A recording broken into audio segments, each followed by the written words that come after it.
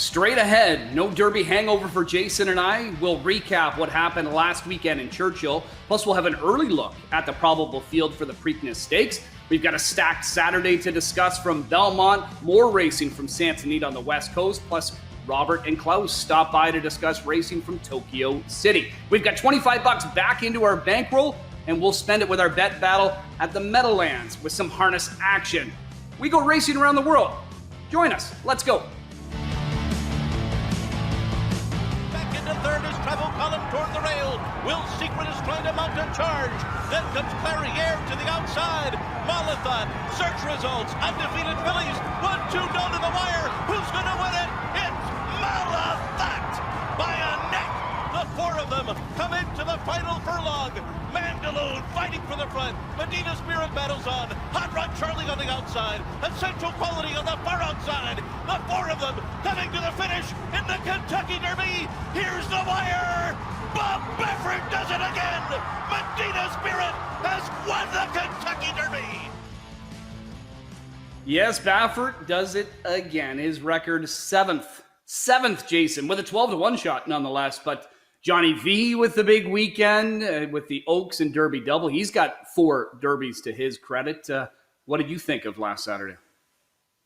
Phenomenal. I mean, Malafat, Medina, double. You spoke of Velasquez, only the 8th rider to get that Oaks Derby double in the same year. And Bob Baffert, I mean, his 3rd stringer, right?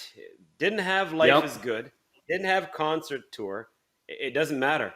And by the way, this is only the first time since 72-73, Chad, that we've seen a jockey-trainer combo repeat at the Derby. Got to go all the way back to Reba Ridge and the great secretariat for Lucy and Lauren, as well as Ron Turcotte. So, yeah, a lot happened, and now we look forward to the second legs.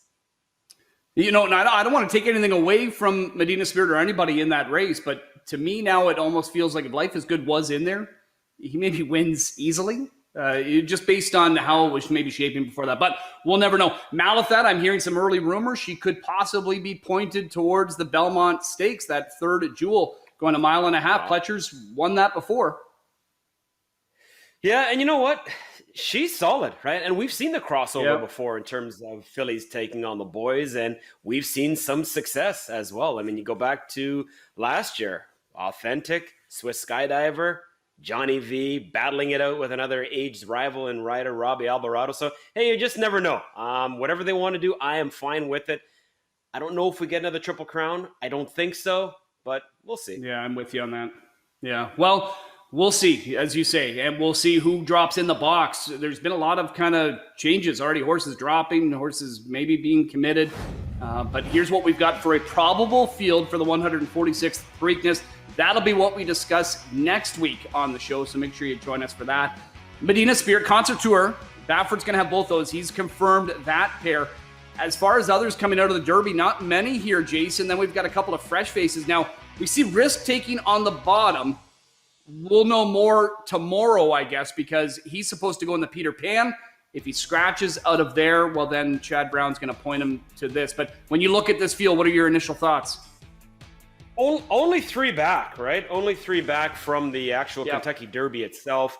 For the 3rd straight year, the runner-up from the Derby not in play because Malafat, as talked about, will not be a part of that equation. So it looks like it's going to come up a little bit late, but hey, it doesn't matter. If your name is Medina Spirit, you can only beat what is up against you, and maybe he gets 2/3 of the way there. I don't see him getting the triple sweep, but yeah, I think somebody else is going to pop up with a big one coming up in terms of the Preakness. Well, that's next week. So that's what we'll be discussing amongst some other things. But we've got lots to get to this week on another edition of Racing Around the World. Thanks for joining us, everybody. Busy schedule, as we know, as we go through the boards. Good mix once again of some harness action. Look at, we've got harness racing, you know, in other provinces here in Canada. Looking forward to that. We even some thoroughbred racing, as we know, Jason. Churchill Downs just got underway last night in Ohio. So lots. Plus our boys that we root on, our local drivers, they're getting pretty busy south of the border. It's good to see. And the beauty of HPI is that you can watch and wager on a ton of action, regardless of where our Canadian connections are. Kyle Fellows having some horses compete this weekend at Hoosier, so he's in Indiana. And the guys are just all over the maps, which is great to see, and we'll keep an eye on all of it. I saw Josie Carroll's got Mighty Heart at Churchill right now, so yeah, I mean, regardless of where it is, we've got your back right here on HPI. Belmont takes center stage this weekend, Saturday. Look at their board. 5 graded stakes headlined by the Grade 1 Man of War. We'll discuss that. And the Peter Pan coming up, plus Santa Anita. They've got a Grade 3 of their own. The Meadowlands Grand Circuit action, Miss Versatility for those trotting mares kicks off. They've got a pair of divisions, 30 grand each, and then over $2 million up for grabs. Seems, JRA, they always have huge races every single weekend. Yeah, it's true. You're right. They had that 1 week off, and it kind of felt like, whoa, what's going on? But then all of a sudden they were back last weekend. So, yeah, it's a lot of fun. Big fields, good prices as well. Stay up. I'm not going to say, get up early. Just stay up right on into the evening and watch that Japanese racing action. It's phenomenal. Too much of a challenge for me to handicap, but that's why we've got the pros with us a little bit later on to discuss that. Let's get into what we are covering here today. Jason, we'll start at Belmont, as we mentioned. 5 graded stakes headlined by the Man of War. That's race 10 on the card. Race number 9, however, is the Grade 3 Peter Pan. This a prep for the early June Belmont Stakes. A field of a half dozen, we talked about already, could possibly be 5 if Risk Taking, who's the morning line favorite, scratches out of here. But I know you and I, regardless of whether he's in there, are going to try and beat that one. Who maybe are you taking a closer look at? You know what? A lot of them. I know there's only 5, perhaps 6, as you said. I think this has come up light, obviously, in terms of numbers, but I think it's a phenomenal betting race considering you only have a few opportunities. And in terms of the prep, Toneless comes to mind as the most recent one, I think 2014, to win this race and then go on to take the actual Belmont Stakes. But yeah, what we're lacking in quantity, we've got in quality in terms of wagering. I'm going to bet this race for sure because I think there's some value, and that value for me could be WOLFIE'S DYNAGHOST. Go back to his lone start, and it came as a 2-year-old, and trainer Tom Albertrani, he's not really known for having the screws tightened for his horse's debuts, but Albertrani was good to go with Wolfie here at a price of 33-1. It was a good field because the horse down along the inside, that's Wayburn. We know he came back to win the Gotham with a 95 figure. Originally, I think this horse got a 77, Wolfie. They upgraded it to an 84. Also in this field, Unbridled Honor. Pletcher's horse that's now being pointed towards the Preakness, and Dynamic One, a non-factor for Pletcher, but did compete in the Kentucky Derby. I love the way this horse did it. Now can he stretch out and go a mile and a 16th? It's a question mark, somewhat. Pedigree says not a problem. On the top side, you got to go Zapper, the 2004 Breeders' Cup Classic winner. The mare was unraced. This horse is a half to $2.6 million horse, Sadler's Joy, and obviously I know a lot of that is turf, but I really feel like there's enough there for me that this guy is going to be a legit play. The fact that they're making his 3-year-old debut in this tough a spot, I love the speed that he possesses. Big time play for me. WOLFIE'S DYNAGHOST, Chad, despite missing 174 days in between starts. All right, 9-2 on the morning line for that one. Newly minted Hall of Famer Todd Pletcher sends out a pair of them in here. And I'm going to back his one from the rail, Overtook, with Johnny V taking over. This a $1 million purchase, son of Curlin. So distance isn't an issue. Actually, he says the longer, the better. So a good effort from him here, and they're likely to point him for the Belmont is what he says. But he just said in the mornings, he's turning it around. Last couple of weeks, he's really shown him a lot more. That's why, you know what, he didn't like the way he was training into the woods, so he didn't go in there. But trying to turn the tables on risk-taking after being second to that one in the Grade 3 Withers. Overtook at 6-1, my play in that Grade 3 Peter Pan. All right, let's go to the next race on the card. The 10th, it is the feature race for them. $700,000 Man of War, Grade 1, mile and 3/8 on that inner turf course. We've got a field of 8 in here. Some that we're becoming quite familiar with, Jason. One that we could become familiar with here in North America very soon by the name of Sovereign. But you've got Ziad and Gouffo from the outside. You know, when you look at this 4-year-old division, especially after seeing what happened last weekend at Churchill, Jason, there's a lot of talent injected into that, that turf crop. 100%. And we saw the beautiful thing in racing. The dead heat doesn't happen a lot, but we got that last week in the Old Forester Turf Classic. with domestic spending, as well as Colonel Liam, I do believe the horse's name is, Yep, if I'm not mistaken. But yeah, going back just quickly to that last race we spoke of, Chad, there's a maiden as well in the field for the Peter Pan. So it just goes to show you just how wide open that race is. As much as you got a ton of race possibilities with that one, this one I strictly see as a two-horse affair. Sovereign from the inside. Chad Brown does really well with new recruits coming to North America for the first time off that kind of layoff. E-Rider T's just kind of icing on the cake. Then there's Gaffo.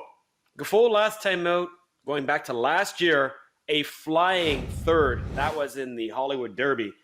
And this horse just simply ran out of racetrack, and he'll run out of screen room, as you'll see. And Flavien Prat going to work, and the horse right in front of him in the Klarovich red and white, that is domestic spending. So now domestic spending wins this race. And in fact, that's the only horse to beat Gaffo last year.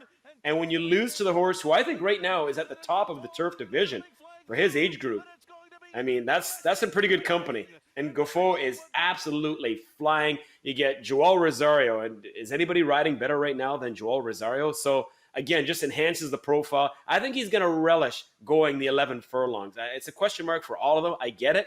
I think 7 of them, of the 8, are trying it for the first time. Nobody's won going a mile and 3/8. Gaffo, though, the way he is finishing on end, I think he's going to be a lot closer because there's not too much pace in this race.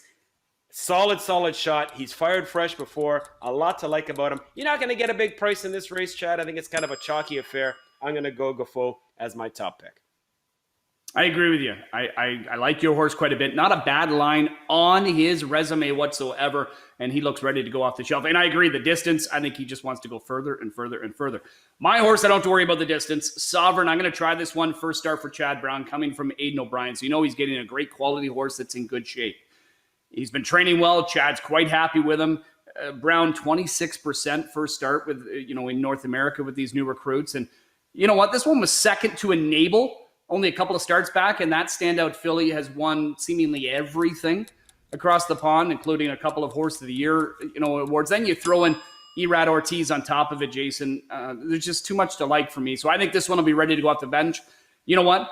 Brown as well. We know how well he does everywhere, but specifically in New York, he has currently coming into the weekend 97 graded stakes at Belmont Park. He's closing in on 100 graded stakes. Remarkable. Yeah. He is something else. And just quickly, some of these have tried the mile and 3/8. It's the next race coming up. We're going to talk about the Santa Barbara, where 7 of the 8 are trying the distance for the first time. And you spoke of Chad Brown. Keep an eye on him for the Beaugay. He's won back to back to back when it comes to that race. And you got a nice little hit on social as well, discussing the Beaugay. So thanks for that. A lot of info out there. Let's talk that next race, as you mentioned. We've got the Santa Barbara Grade 3 from Santa Anita on Saturday, going that mile and a half, as you mentioned, on the turf course. Field of 8, Ontario-bred Ride for the Cause. One of the favorites in the morning line at 7-2. Next door, however, at 9-5, it's Tapwater. And here's where, yes, there's question marks for distance for a lot of them, Jason. And this is a big stretch out. Yeah, exactly. And 7 of the 8, as talked about, trying the distance for the first time. And, moments ago we spoke of the Man of War coming up a little bit late, only 2 group/grade 1 winners. Well, this race too, I mean, we don't have a lot of horses that had, graded success. This used to be a marquee event back in the day. I remember Megahertz, peeling off 3 in a row, and she was a big time deal. And just kind of the sizzle has turned into fizzle with this race. But nonetheless, we're going to talk about it. 2 back from the Grade 2 Royal Heroine, including Tapwater. You can't miss her. She is the gray in the field, and she just didn't seem herself, this day, because she's known for her early lick. She came out of the gate, she was just kind of meh, and then through the lane here, just an even finish. But the thing was, look who she was facing. Charmaine's Mia, and Woodbine Faithful will know this name.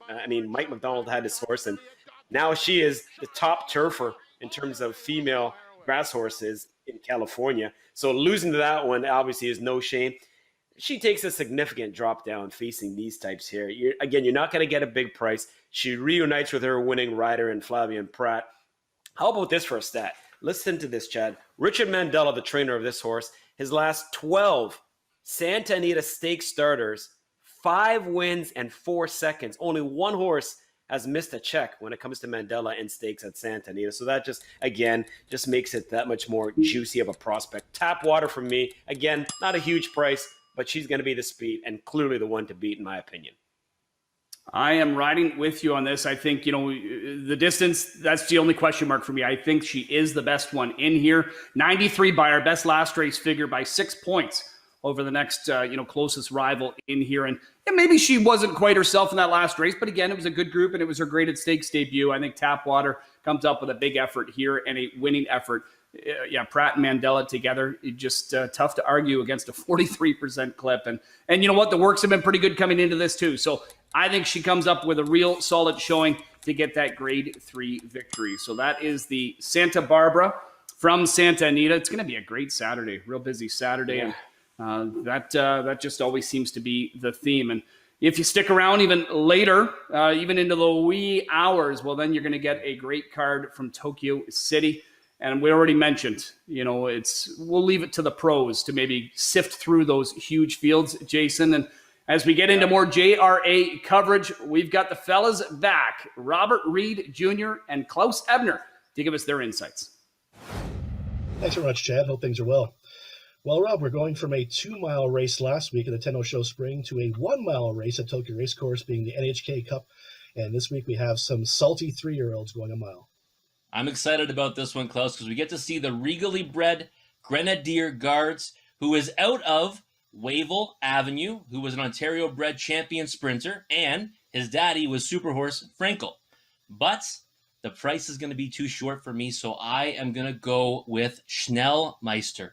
This is a German bred who's trying to buck the trend of no foreign horse winning this race in the last 20 years. 2 for 2 as a 2-year-old. In his 3-year-old debut, he finished second to title holder, and he won a ticket to the Suzuki show, but then his connection said, no, we're going to pass on that one. We think this is a better spot. So that is why I think he can gun them all down late. A good form reference is title holder finished second in the Suzuki show to Euphoria, who was much the best. And the sprinkle on top for me, my main man, Christophe Lemaire, picks up the ride. But Klaus, are you with me on Schnellmeister, Mr. Ebner? The German is saying 9 to Schnellmeister for that one there, Rob. But I'm going to go with 2 other horses, and they actually are out of the same trainer, that being Yoshihito Yahagi's barn. And we're starting off with Ho-Oh Amazon. I know there's some interesting names in this race, and I'm going to start off with Ho-Oh Amazon. Was a winner last time out of the Arlington Cup. Also at a mile. That time was at Hanshin, but got the job done that time. Had a stalking pace. I think he'll have sort of the same trip today. Has 3 wins from 6 starts on the career, and is one to look forward to as one that could be sitting in a prime spot turning for home. And another one who could be on the lead out of the Yahagi barn, that's another horse with an interesting name, and that's Bathrat Leon. So Bathrat Leon, my second selection, son of Kazuna, comes in here off of a winning effort in the New Zealand Trophy. Again, these both horses be forwardly placed, and we'll see if they can be more Schnell than your Schnellmeister, Rob. Again, we have some carryovers as well on the card with a high 5 and a pick 5 as well. In that feature race, we have a carryover in the high 5 of $2,670. And of course, our low takeout pick 5s. The early one's going to start off with a carryover of just under $3,000. So stay up late with us on Saturday night and hopefully win some money. Thanks a lot, guys. And yes, don't forget about Japan Racing on HPI Bet, as we are the new North American hub. Tokyo City, the place to tune in. Over $2 million up for grabs on just that feature. Great undercard, big fields, low takeouts and carryovers, as they talked about there as well. So we have got you covered literally with racing all around the world. Duncan Shane? Wait, yeah, what? Wayne Newton? Am I hearing Wayne Newton? Wait, hold up. No? Hold up a second here. Wait a second. Let me just. It's been like this. This has been bugging me. Never too late to clean up your act. Look at this. I'm going to fix this on the go. Yep. So, yeah, let's. What are you saying? Are you suggesting that to me? Yeah. Oh, there's DJ Van Dalkum. DJ Van Dalkum. That signals the bet battle. We are ready to go with the bet battle. We'll recap whatever there is to recap from last week. We were trying to make some money. Something. Yeah, a little bit. You know what? I love the ride I got from Flavian Proud on Hot Rod Charlie. I love that move he made late in the race. But, just couldn't quite reach. But at least he got my blood flowing. He had me excited. Yeah, your horse, well, you know what? He got bumped pretty good coming out of the He's gate. not But good you enough. think no excuse anyway. Okay. That's not good enough. All right. Jeez, man, oh man. I'm glad you're, you know what? I'm glad for the kids today that you're not a teacher. Jeez, you're hard. Tough love. This week's Tough race, love. we've got $25 back into the bankroll. As long as they keep giving it to us, we'll keep spending it. Race number 3 at the Meadowlands in East Rutherford, New Jersey on Saturday. They've got the Miss Versatility opening round of that trotting series for the mares. 2 divisions. The first one, just like the second, short fields of 7 or shorter. But you know what? You've got a lot of big names here, a lot of very proven ones. Jason, there's quite a few in here you can make a case for to come out on top.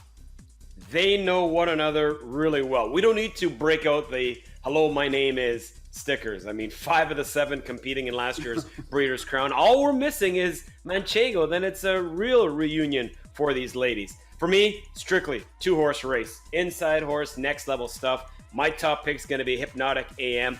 Next level stuff has the benefits of 1 under her girth. Might be the determining factor. I'm going to box those 2. I'm just hoping they're aggressive enough with Hypnotic AM. Sears, Melander, get to the front, make every step a winning one. That'll be my play. What about you?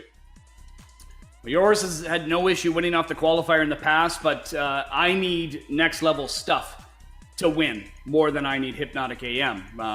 Well, I just simply need her to win because I've got her on top over your charge Hypnotic AM. I'm going to go them to just form the exacta. Then I toss in another 3 and behind for the try. When Doves Cry, Spoiled Princess, and Felicity Shagwell. I had $16 left, so I said let's throw it right on that Breeders' Crown winning mare. Next level stuff with my boy Timmy T in the bike. So 1 and 6, the main ones for me. At least you've got some possibilities there, Jason, with mixing around. But great cards coming up from the Meadowlands on the weekend and everywhere else around the world. And I know we're going to sign off here. How many minutes does it take, or seconds, for you to turn that TV behind you right to HPI Bet? 33. 33, That's it. yeah. And I'll be good to he's go. probably Come on, right. let's go. I'm missing some of the action. He knows. Let's go. Let's wrap this thing. Yeah. All right. Enjoy, buddy. Have a great weekend. too, Everybody man. You else, too. enjoy your weekend as well. Thanks for tuning in. Shout out to Robert and Klaus for giving us, once again, their great insights on the JRA. For producer Luke Van Belcom, Jason Port, Wando, and Chad Rosema, thanks for tuning in. We'll see you again next weekend.